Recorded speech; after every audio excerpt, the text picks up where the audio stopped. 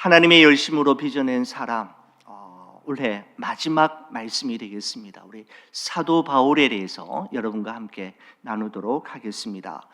여러분, 2000년 기독교 역사를 통틀어서 가장 큰 복음의 영향력을 끼친 사람을 뽑으라면 단연코 사도 바울을 뽑을 수가 있습니다. 여러분, 사도 바울이 성령의 감동하심을 따라 기록했던 바울 서신 13권은 예수님이 누구이신지, 그 예수님이 왜 이 세상에 오셔야만 했는지, 그리고 우리는 어떻게 하면 구원을 받고 또 우리가 어떻게 하면 하나님의 자녀가 될 수 있는지라고 하는 복음의 진수를 이보다 더 명확하게 기록한 글이 어디 있을까라는 생각이 들 만큼 바울의 13권의 서신은 수많은 사람들이 그 바울 서신의 감동을 받고 회심하여 하나님께로 돌아오는 역사가 지금까지도 계속해서 이어지고 있습니다. 또한 그는 3차례에 걸쳐 전도 여행을 다니면서 가는 곳마다 교회를 세우고 예수님을 따르는 제자들을 세움으로써 예루살렘과 온 유대와 사마리아와 땅끝까지 이르러 예수님의 이르라고 하는 예수님의 지상 명령을 이보다 더 온몸으로 실천한 사람이 어디 있을까 싶을 정도입니다. 여러분, 게다가 고린도후서 12장의 말씀에 보면 사도 바울은 실제로 셋째 하늘 천국에까지 올라가서 말로 다 표현할 수 없는 놀라운 영적 체험을 하기도 했던 분이 바로 사도 바울입니다. 여러분, 개인적으로 제가 목회자로 첫 부르심을 받았을 때 제 마음을 그리고 제 가슴을 뛰게 했던 말씀은 사도행전 20장 24절 말씀이었습니다. 내가 달려갈 길과 주 예수께 받은 사명 곧 하나님의 은혜의 복음을 증언하는 일을 마치려 하면은 나의 생명조차 조금 더 귀한 것으로 여기지 아니하노라 라고 했던 이 말을 한 사람이 누구냐면 여러분, 사도 바울입니다. 또한 목회자로서 제가 달려갈 길과 주 예수께 받은 사명을 다한 후에 정말 제 묘비에 새겨졌으면 좋겠다라고 하는 그런 성경 말씀이 있다면 디모데후서 4장 7절의 말씀인데요. 나는 선한 싸움을 싸우고 날에 달려갈 길을 마치고 믿음을 지켰으니 라고 하는 이 말이 제 묘비에 새겨질 수 있도록 저도 최선을 다해 목회를 하고 싶은 마음인데, 여러분, 이 말씀 또한 누가 했느냐 하면 사도 바울이 했습니다. 사도 바울의 고백입니다.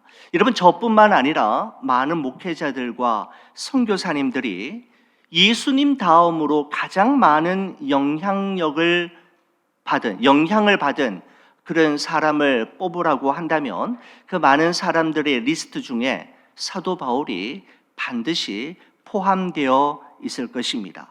여러분, 사도 바울이 이처럼 예수 그리스도의 복음을 선포하고 이방인의 사도로 너무나도 귀하게 쓰임을 받을 수 있었던 그 이유에 대해서 여러 가지를 들어 설명할 수 있겠습니다마는 저는 그 모든 것들이 시작되었던 지점에 돌아가서 그 사도 바울의 회심의 이야기를 여러분과 함께 나누면서 그가 그런 삶을 살게 되었던 이유와 원동력이 무엇이었는지를 여러분과 함께 살펴보고자 합니다.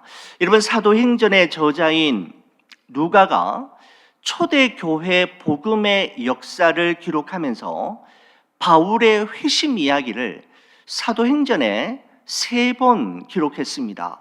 사도행전 9장과 22장과 26장에 같은 사건을 3번이나 기록했는데, 여러분, 이것은 누가가 사도 바울의 회심 이야기가 얼마나 중요한지, 그뿐만 아니라 성경 전체가 바울의 이 회심 사건을 얼마나 중요하게 여기고 있는지를 여실히 보여주는 증거 자료다라는 생각을 하게 됩니다. 여러분, 사도행전 이 9장의 말씀은 사도 바울의 회심 이야기 중에서 첫 번째 기록된 이야기를 말씀하고 있는데, 이 바울의 헬라식 이름이 바울이고 유대식 이름이 사울이라는 말씀을 드린 적이 있습니다.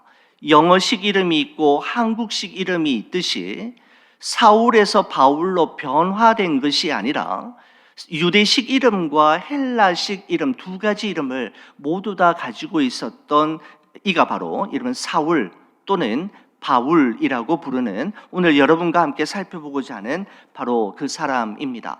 여러분, 사울이라고 하는 이름이 신약 성경에서 가장 먼저 등장했던 것은 스데반 집사님이 순교를 당하는 장면을 기록하고 있는 사도행전 7장 58절의 말씀에서이었습니다. 이렇게 기록되어 있죠. 성 밖으로 내치고 돌로 칠세, 증인들이 옷을 벗어 사울이라 하는 청년의 발 앞에 두니라 라고 기록하고 있는데, 신약 성경 전체에서 사울, 바울의 이름이 가장 먼저 첫 번째 등장했던 곳이 바로 여기이었습니다.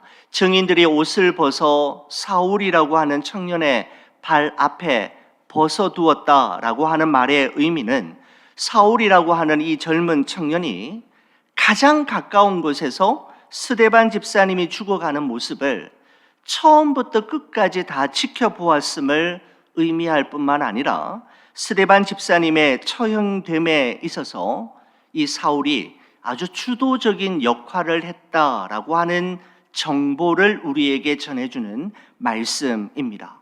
마지막 숨을 거두는 상황에서도 평정심을 잃지 않았던 스데반의 천사와 같은 얼굴의 모습을 청년 사울은 가장 가까운 곳에서 두 눈으로 똑똑히 보았을 뿐만 아니라, 스데반 자신을 향해 돌을 던지며 무서운 비난과 저주의 말을 쏟아내는 사람들을 향하여서 저들의 죄를 용서해 주시기를 하나님께 기도하고 자기 영혼을 하나님의 손에 온전히 맡겨드리는 스데반 집사님의 그 결연하고도 간절한 기도의 소리를 청년 사울은 가장 근접한 거리에서 생생하게 자신의 두 귀로 들을 수 있었습니다. 여러분, 그럼에도 불구하고 사도행전 8장 1절은 다음과 같이 우리에게 이야기하고 있습니다. 사울은 그가 죽임당함을 마땅히 여기더라 라고 말씀하고 있습니다. 청년 사울의 입장에서 볼 때 유대인들의 율법과 전통을 무시하고 예수님의 복음을 전하는 스데반은 죽어 마땅한 자로 여겨졌던 것이죠. 여러분, 스데반 집사님의 순교 이후에 더욱 탄력을 받은 청년 사울은 예루살렘 교회와 성도들을 향한 그 박해의 수위와 또한 속도를 더욱 높이기 시작했는데, 교회와 성도들을 잔멸하고 잔인무도한 일을 서슴지 않는 그 끔찍한 만행을 사울이 저지르지만 그 일을 저지할 사람은 아무도 없었습니다. 여러분, 이러한 살벌한 분위기 속에서 오늘 여러분과 함께 다루게 될 사도행전 9장의 말씀이 시작이 되는데요, 오늘 9장 1절과 2절의 말씀을 여러분 한번 보시겠습니다. 이런 말씀으로 시작이 됩니다. 사울이 주의 제자들에 대하여 여전히 위협과 살기가 등등하여 대제사장에게 가서 다메섹 여러 회당에 가져갈 공문을 청하니, 이는 만일 그 도를 따르는 사람을 만나면 남녀를 막론하고 결박하여 예루살렘으로 잡아오려 함이라 라고 말씀하고 있습니다. 여러분, 거기 보시면 사도행전의 저자인 누가가 여전히 라고 하는 단어를 사용하면서 이 사울의 기독교인들을 향한 증오와 적개심이 어제 오늘 갑자기 생겨난 감정이 아니라는 것을 말하고 있을 뿐만 아니라, 그 위협과 살기 등등함이 시간이 지날수록 좀 잦아드는 것이 아니라 점점 더 심해지고 있다라고 하는 것을 말씀하고 있습니다. 여러분, 이제는 설상가상으로 어떤 일까지 벌어지게 됩니까? 예루살렘 안에 머물러 있는 성도들과 교회뿐만 아니라 다메섹에까지 가서, 여러분, 다메섹은 오늘날 시리아의 수도인 다마스커스를 이야기하는데, 다마스커스에 머물고 있는 다메섹의 그리스도인들을 소탕할 목적으로 치밀한 계획을 세우고 대제사장으로부터 체포영장을 발부받은 후에 질풍노도와 같은 기세로 그곳을 향해 쳐들어가고 있었습니다. 여러분, 누가가 이처럼 그리스도인들을 향한 사울의 증오와 적개심, 위협과 살기 등등함, 아주 추도 면밀한 계획과 행동들을 자세하게 열거하면서 기록하고 있는 것은 지금 이 사울의 상태가 복음을 받아들이고 예수님을 믿기에는 정말 불가능한 상태인지를, 얼마나 불가능한 상태인지를 보여주기 위함입니다. 여러분, 이처럼 절대로 변하지 않을 것만 같았던 사울에게 놀라운 일이 일어나게 되지 않습니까? 3절 말씀입니다. 사울이 길에 가다가 다메섹에 가까이 이르더니 호련히 하늘로부터 빛이 그를 둘러 비추는지라 라고 말씀하고 있습니다. 그리스도인들을 붙잡기 위해 달려가던 사울을 누가 먼저 사울을 붙잡았는가 하면 예수님께서 사울을 붙잡으시는 장면을 기록하고 있는 것이죠. 여러분, 우리는 이 장면을 회심이라고 이야기합니다. 여러분, 회심이라는 것은 우리가 예수님을 붙잡은 사건이 아니라 예수님께서 우리를 붙잡으신 사건을 이야기하고, 우리가 예수님께 붙잡힌 사건을 이야기할 때 우리는 회심이라는 단어를 사용할 수가 있습니다. 우리는 이것을 또한 은혜라고도 이야기하죠. 회심은 하나님의 은혜로 말미암아 주어지게 되는 놀라운 사건입니다. 우리가 예수님을 붙잡은 것이 아니라 예수님께서 우리를 붙잡으시고 우리가 예수님께 붙잡힌 상태를 회심이라고 부르는데, 이 회심은 은혜로 가능한 것이죠. 여러분, 20세기 최고의 변증가라고 불리우는 C.S. 루이스에게 누군가가 질문을 했다고 하죠. 어떤 질문이냐면, 우리 기독교와 다른 종교 간에 가장 큰 차이점이 있다면 무엇이라고 생각하십니까? 기독교와 기독교가 아닌 다른 종교 사이에 가장 큰 차이점이 무엇입니까? 라고 이야기했을 때 C.S. 루이스는 그것을 은혜라고 이야기하면서 그가 은혜를 이렇게 정의하였습니다. 은혜란 받을 자격이 없는 사람에게 아무런 조건 없이 베풀어지는 하나님의 사랑과 호의입니다 라고 이야기했다라고 하는 기록이 있습니다. 여러분, 그렇습니다. 다른 모든 종교는 자격을 갖추라고 이야기합니다.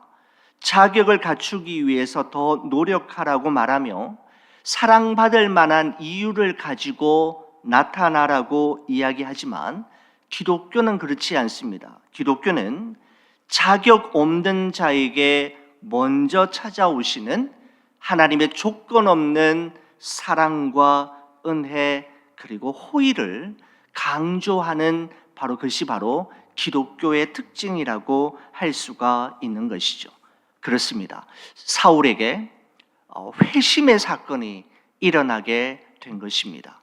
예수님께서 그를 붙잡으시고 예수님께서 그를 꼭 붙드심으로 말미암아 그의 삶에 놀라운 변화가 일어나게 되었던 것이죠.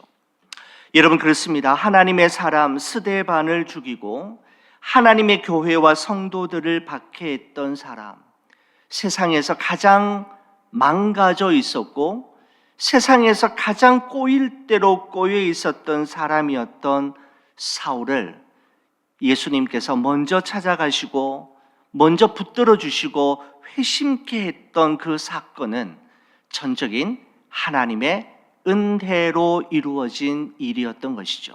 사울에게 그럴 만한 자격이 있었고 사울이 그렇게 어떤 일을 했기 때문에 이루어진 일이 아니라 자격을 갖추지 않았음에도 불구하고 하나님의 사랑과 호의에 의해서 이루어진 일이었습니다. 여러분, 이 자리에 있는 여러분과 저 또한 마찬가지이지 않습니까? 우리가 하나님 앞에서 어떤 자격을 갖추었고 하나님의 기준에 도달했기에 우리가 하나님의 자녀가 된 것이 아니라 전적인 하나님의 사랑과 호의인 주의 은혜로 말미암아 지금 이 자리에 있게 된 것이지 않습니까? 여러분, 다메섹 도상에서 하늘로부터 임한 강한 빛으로 인해 사울이 땅에 엎드러졌을 때 하늘로부터 들려온 소리가 있었습니다. 여러분, 4절 말씀 한번 보시겠습니까? 소리가 있었지요. 보십시오. 땅에 엎드러져 들음에 소리가 있어 이르시되 사울아 사울아 내가 어찌하여 나를 박해하느냐 하시거늘 이라고 말씀하고 있습니다. 여러분, 하늘로부터 사울에게 임한 소리는 사울아 사울아 네가 어찌하여 나를 박해하느냐라고 하는 말씀이었습니다. 여러분, 그런데 예수님의 이 말씀 다음에, 그러니까 사울아 네가 어찌하여 나를 박해하느냐라고 질문하시는 이 질문 다음에 예수님께서 곧바로 하신 말씀이 하나 더 있었습니다. 여러분, 우리가 오늘 보고 있는 이 사도행전 9장에는 그 말씀이 없습니다. 그리고 22장에도 나오지 않는 예수님의 말씀 하나가 사도행전 26장에 기록이 되어 있는데, 사도행전 26장 14절의 말씀에 보면 이런 말씀이 있습니다. 제가 한번 준비했는데 이렇게 되어 있습니다.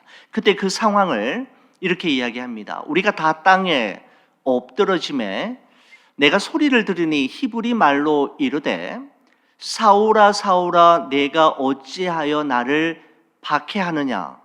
그 다음에 말이 있죠.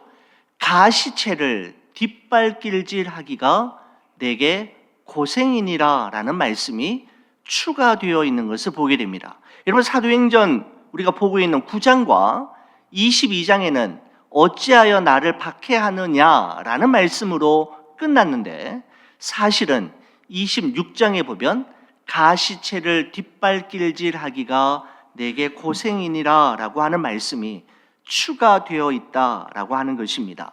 여러분, 여기서 이제 가시체라고 하는 단어가 나오지 않습니까? 여러분, 성경책에 찾아보시게 되면 26장 14절에 그 앞에 밑에 각주에 보면 이 가시체가 뭔지에 대해서 이렇게 성경이 직접 각주로 설명을 달아놓는 것을 보게 됩니다.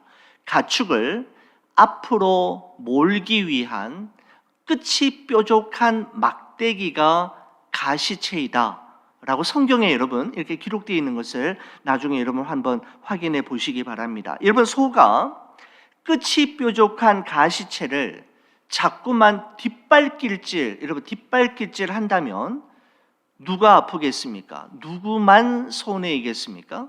여러분, 당연히 소만 아프겠죠. 뒷발길질하는 소가 아프고 소만 손해이지 않겠습니까? 여러분, 한번 보십시오. 예수님께서 사울아 사울아 네가 어찌하여 나를 박해하느냐 라고 말씀하신 후에는 그 다음에 어떤 말이 나와야 상식적인 말씀이라고 여러분 생각이 됐습니까? 저는 이렇게 생각이 됩니다. 사울아 사울아 네가 어찌하여 나를 박해하느냐.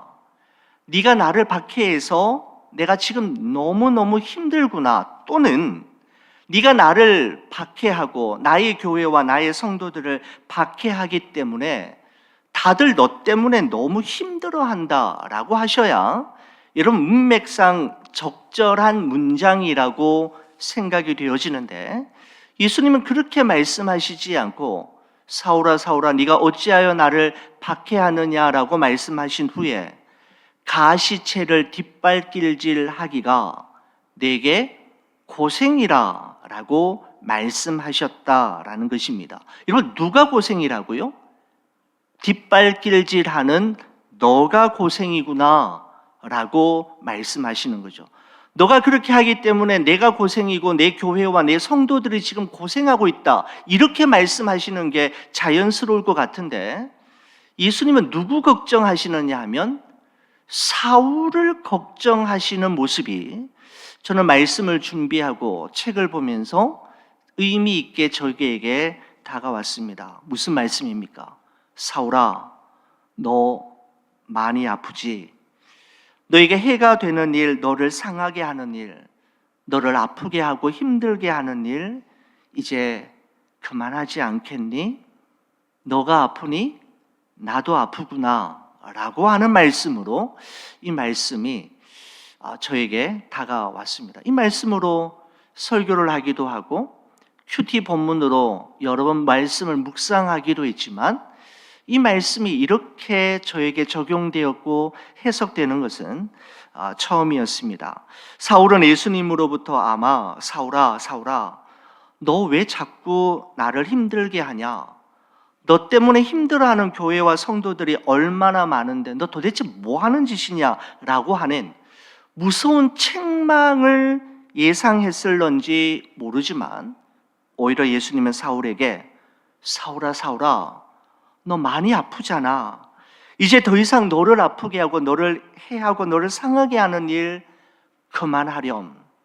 너가 아픈 만큼 나도 아프다 라고 하시는, 그러니 더 이상 아프게 하는 일 하지 말렴이라는 말씀으로 저에게 해석되어졌다라는 것입니다. 저는 이 말씀을 묵상하면서 요한복음 21장의 말씀이 생각이 났습니다. 부활하신 예수님께서 갈릴리 호수에서 제자들을 만나셨지 않습니까? 예수님께서 친히 준비하셨던 숯불과 생선과 떡을 보는 순간 베드로를 비롯한 제자들은 민망함과 미안함, 죄송한 마음에 고개를 떨군 채 아무 말도 하고 없었을 바로 그때였습니다. 예수님께서 시몬 베드로에게 하셨던 첫 번째 말씀은 무엇이었습니까? 요한의 아들 시몬아, 네가 나를 다른 사람들보다 더 사랑하느냐라고 하는 말씀이셨지 않습니까? 예수님께서는 너 왜 나를 부인했느냐라고 말씀하시지 않고 너 나를 사랑하느냐라고 물으셨습니다. 예수님께서는 베드로에게 이 사람들보다 앞으로 더 잘 할 수 있겠느냐라고 묻지 않으시고 이 사람들보다 너는 나를 더 사랑하느냐, 사랑할 수 있겠느냐라고 물으셨습니다. 여러분, 예수님에게 정말 중요했던 것은 사역, 일이 아니라 사람을 사랑하고 아끼는 일이었음을 알 수가 있는 것이죠. 예수님의 두 번째, 세 번째 질문 역시 사역에 대한 일, 너 앞으로 감당해야 할 일에 대한 질문이 아니라 사랑에 대한 질문이었음을 우리는 기억하고 있지 않습니까? 요한의 아들 시몬아, 네가 나를 사랑하느냐라고 물으셨던 것이죠. 여러분, 예수님의 이 질문은 죽음이 두려워서 예수님을 모른다고 3번이나 부인하며 도망쳤던 베드로로 하여금 이제는 죽음도 불사하며 예수님을 위해 자신의 생명까지도 내어드리는 사명자의 길을 걷게 했던 바로 그 결정적인 질문이었지 않습니까? 여러분, 이와 마찬가지로 사울의 놀라운 회심과 변화의 시작 역시 그가 다메섹 도상에서 하늘로부터 갑자기 임했던 강렬한 빛을 보았기 때문이 아니라 하늘로부터 임하는 소리, 사울아, 가시채를 뒷발길질하기가 내게 고생이라. 너 많이 힘들지? 많이 아프지? 나 너 사랑한다? 너가 아픈 만큼 나도 아프단다. 그러니 이제 더 이상 그러지 말자라고 하시는 예수님의 이 말씀이 사울로 하여금 회심의 삶을, 새로운 삶을 시작하게 만들었던 것입니다. 사랑하는 우리 교회 여러분, 우리가 선한 싸움을 싸우고 달려갈 길을 마치고 마침내 우리의 믿음을 끝까지 지켜낼 수 있는 비결은 그럼에도 불구하고 우리를 놓지 않으시고 포기하지 않으시며 많이 아프지?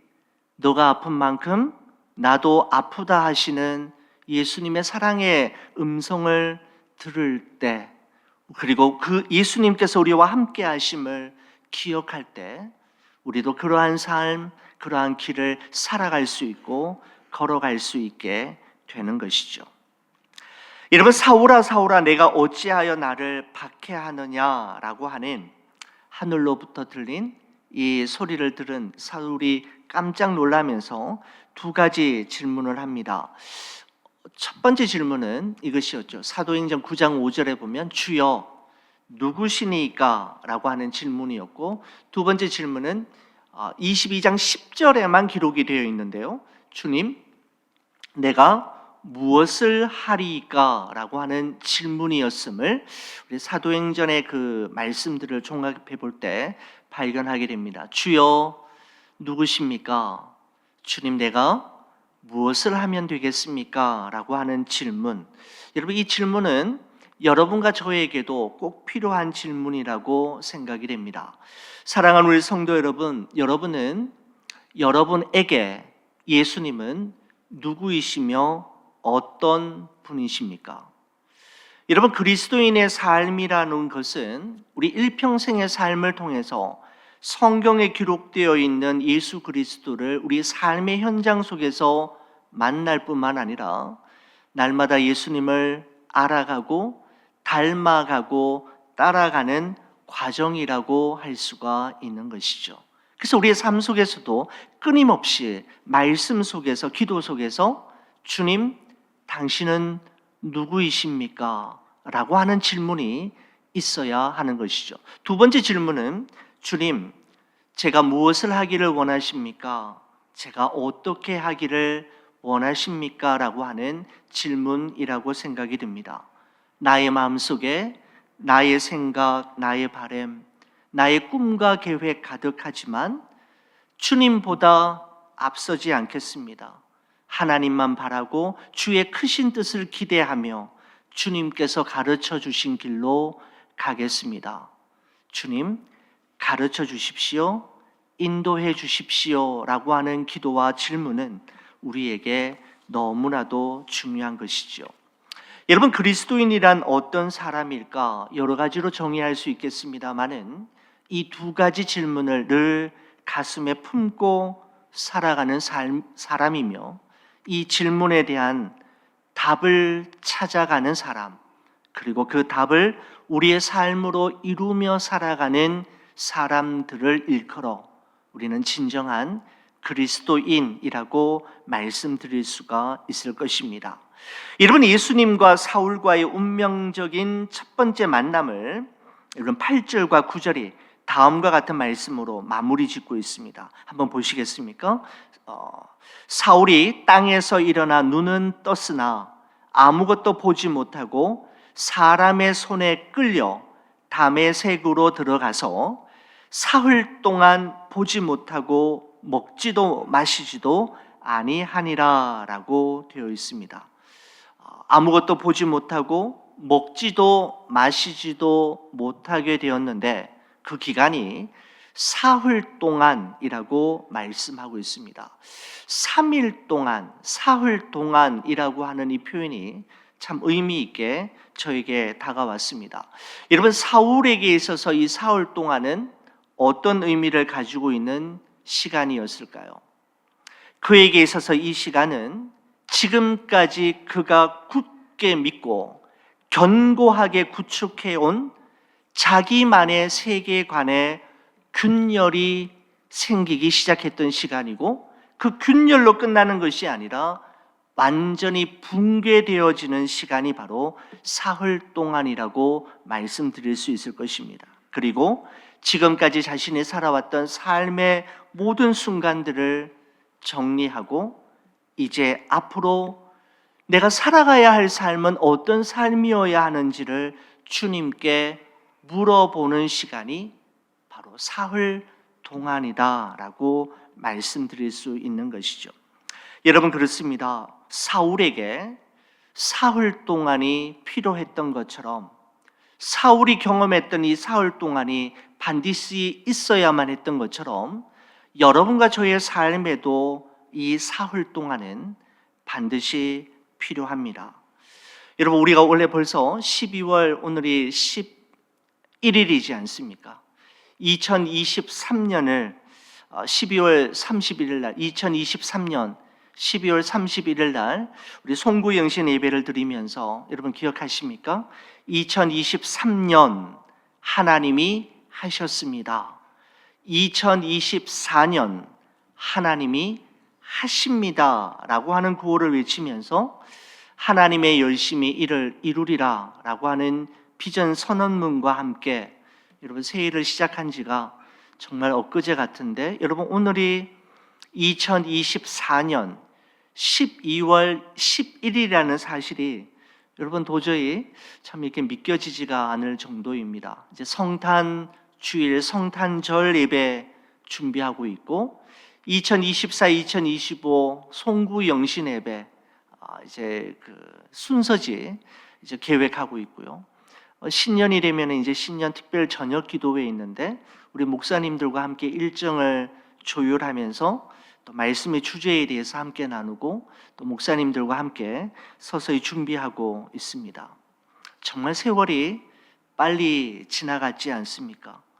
이제 앞만 바라보며 그저 목표를 향하여 무한 질주하였던 우리 삶의 속도를 줄이고 숨 돌리기를 하면서 지나왔던 우리의 길, 살아왔던 우리의 삶을 반추하고 반성할 뿐만 아니라 나의 남은 삶을 하나님 앞에서 어떻게 살아갈 것인가, 나의 남은 삶을, 나의 인생을 무엇으로 채워갈 것인가를 하나님 앞에 질문하고 하나님과 상의하는 시간, 바로 여러분과 저의 사흘 동안은 이 한 해가 지나가기 전에 반드시 있어야만 하는 시간임에 분명합니다. 여러분, 다메섹 도상에서 예수님과의 만남을 통해 사울의 운명이 바뀌어졌던 것처럼 여러분 이 한 해가 다 지나가기 전 우리 부모님, 우리 자녀들, 그리고 우리의 소중한 친구들의 삶 속에 예수님과의 만남이 이루어지기를 위해 기도해야 하고 또 그들에게 안부를 여쭙고 또 복음을 전할 수 있는 기회로 여러분과 저의 사흘 동안을 사용한다면 우리는 2024년을 잘 마무리하게 될 것이고 또 새로운 2025년을 잘 준비하게 될 것입니다. 사랑하는 우리 교회 여러분, 우리 하나님의 열심히 빚어낸 사람, 우리 마지막 17번째 사람인 사도 바울의 생애를, 예수님과의 첫 번째 만남을 우리가 함께 나누면서 우리의 삶을 다시 한번 돌아보고 예수님과의 첫 번째 만남이 나는 어떻게 이루어졌고 또 그 만남이 지금까지 어떻게 진행되고 있는지 하나님 앞에서 잠잠히 기도하며 나의 사흘을 보내는 여러분과 제가 되기를 주의 이름으로 간절히 축원을 드립니다. 기도하시겠습니다. 하나님 아버지 고맙습니다. 하나님의 열심히 빚어낸 사람 17명의 사람들을 우리가 매주 수요일마다 우리 성도들과 함께 나누었습니다. 그들을 만나주시고 그들을 회복시켜 주시고 그들을 새롭게 일으켜 세우셨던 것처럼 하나님, 우리도 날마다 주님과의 만남과 또 주님과의 일으켜 세워주심으로 말미암아 날마다 새로워지는 역사가 우리 안에 있게 하여 주시옵소서. 주님, 당신은 누구이십니까? 주님, 제가 무엇을 하기를 원하십니까? 끊임없이 주께 질문하며 이 질문에 대한 답을 찾아가며 그 답을 우리의 삶으로 이루어가는 삶 살아가도록 도와주시고 이 한 해가 다 지나가기 전 하나님 앞에서 나의 사흘 동안을 보내게 하심으로 참으로 하나님이 한 해의 마지막을 참 유익하고 보람있게 잘 지낼 수 있도록 도와주시옵소서. 주님의 은혜와 사랑에 감사드리며 우리 주 예수 그리스도의 이름으로 기도 올리옵나이다. 아멘. 우리 찬송